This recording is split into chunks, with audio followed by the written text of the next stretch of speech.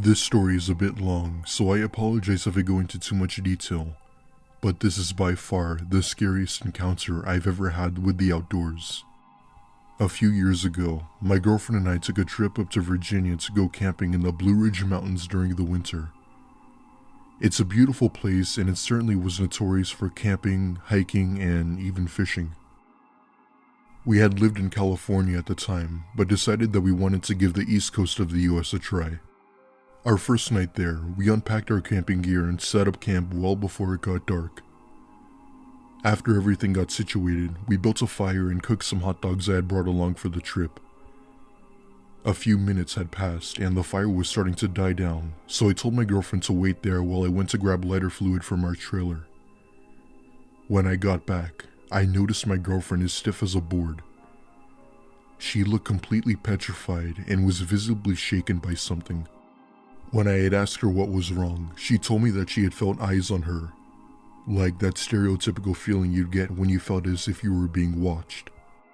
My girlfriend suffers from PPD, so there would often be times where she would be paranoid when nothing was really there. Needless to say, I calm her down and tell her that it's probably nothing and that we should probably get some rest as we had planned to get up early the next morning.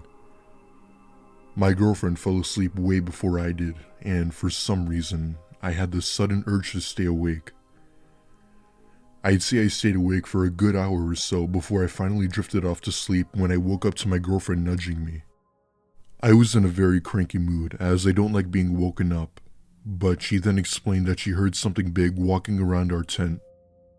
I figured that if it was something, it was most likely a bear, so I grabbed my .44 I had from my bag, put on my boots and went out to go scare it off. Because it was snowing heavy out and was dark, I couldn't really see anything. Not even 5 seconds later, I hear what sounds like a large tree branch snap followed by heavy breathing, and I immediately turned to the tree line and had the urge to scream. The glow of the fire revealed a massive ape-like animal that was easily 10 feet tall, if not more, and its eyes were at least 8 feet off the ground, which were glowing yellow. I only saw it for a brief second before it disappeared back into the woods, followed by more branches snapping. Then, whatever it was, let out a bone-chilling sound as it made its way deeper into the woods. I just stood there with my gun in hand, speechless, unable to even move. My girlfriend came out soon after, and I told her to get back in the tent and not to make a sound, which she then complied. She went back to sleep, but I didn't want to tell her what was out there, so I stayed awake for most of the night listening for more noises. When morning finally came, we woke up to find large footprints in the snow and around our campsite. Judging by the prints, they were most certainly not from a bear or a mountain lion, and this is coming from a guy who has spent 12 years studying the outdoors. I took a photo of the footprint and compared it to one of my gloves to show you the size. I'll put the picture on screen now, and I want to know if anyone can make out these prints. I've never seen anything like it before, and I even looked online about it to see if anyone had any similar encounters. The thing that still gives me chills about this whole encounter was the noise it made. It was more of a howl than a roar, but it was still utterly terrifying. I don't know what I encountered that day or what this thing was planning on doing to us. I don't know if it was Bigfoot or the Yeti or something else, but it sure as hell was no bear, moose, or wolf known to man. One thing I do know is that I will never be returning to the Blue Ridge Mountains again.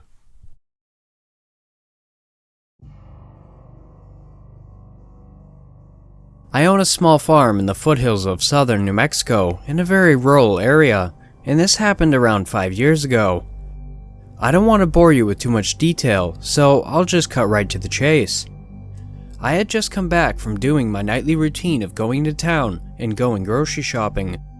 The closest town near me is Santa Fe, so I would often go into town to do my personal matters, work, going shopping, doctor's appointments, etc. I'm putting away my groceries in the fridge when I hear a weird noise coming from the side of my house, about 15 feet away. I immediately grab my rifle and go outside to check on my livestock. That's when I notice that 3 of my goats are on the ground with several puncture wounds in them, It looked as if their blood had been drained out, one of them being a newborn.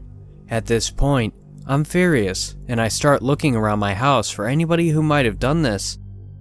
I turn to the tree line, and that's when I notice a pair of bright yellowish eyes looking intently at me, or at least in my general direction. At first, I thought it was something hiding from me, and I wanted to go and kill the bastard, but I then realized that that set of eyes are about 3 feet or so off the ground. I walk a bit closer to it, and that's when whatever was looking at me starts to make a horrible growling noise. It was definitely not a growl of a dog or any type of animal that I knew of in the area. Then, I did something I still regret to this day. I took out my phone from my back pocket and turned on the flashlight and shined it straight towards whatever it was. However, I only saw a glimpse of it before it ran off into the woods. From my perspective, it looked similar to what I could only describe as a hairless dog with what looked to be thin, long spikes on its back and a long gray tail. I bring the goats back into the barn, and then I called the police to come and investigate. I still have no idea as to what animal sucked the blood out of my livestock that night. I've heard rumors and stories about the chupacabra that is said to kill cows and goats, but I heard that sightings only take place in the northern states of the US. I guess I'll really never know, and I'm not sure I want to.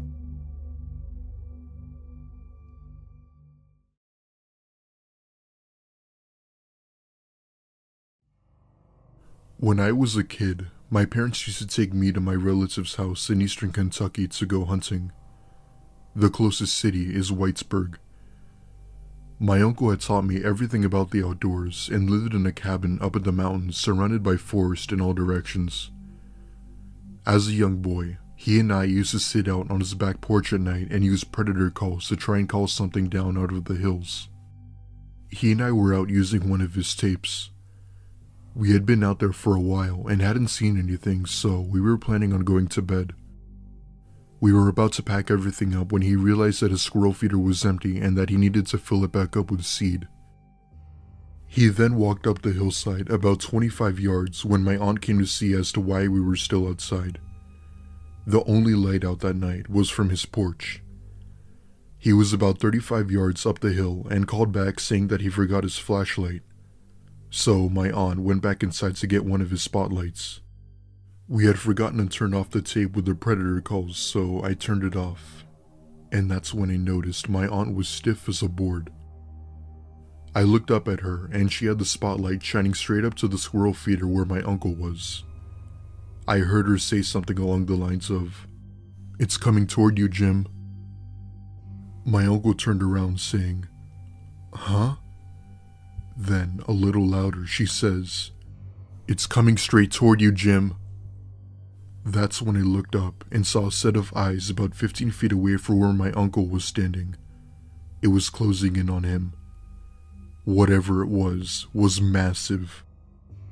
The eyes were about 4 to 5 feet off the ground, and whatever this creature was, it managed to get the drop on a man who has spent his whole life in the woods studying and tracking predators. My uncle was facing us with his back to the woods, so we told him to freeze. We all just stood there for about 3 minutes, which seemed like a lifetime. It was dead silent. No crickets, no sounds of the night, and it was probably the most creepy 3 minutes of my life. The creature just stayed there at the tree line staring at us, and us staring back at it. The brush of the tree line was thick, so we couldn't see what the shape of it was. Just the eyes in relation to the ground. After those 3 minutes, my uncle slowly turned around to see what was about 15 feet away from him. With our spotlight on it, he was able to look at the creature directly in the eyes, and then it suddenly took off. For the next 10 minutes, we could hear the sounds of limbs cracking and snapping all the way up the side of the mountain as this animal retreated. My uncle was scared, and I'd never seen him this scared before. Something else that scared us is that we had been sitting out there all night listening intently and watching that tree line like hawks. Whatever animal or creature that was didn't make a single sound coming down the side of that mountain. It never made a sound until it took off. I didn't get any sleep that night, and neither did my aunt or uncle. Let me say this though. This animal couldn't have been a bear nor a mountain lion. Based on how high the eyes were off the ground, the eyes were too high to be any one of those animals. Till this day, my uncle and I still don't know what animal or creature that was, and my uncle has never seen anything like it before.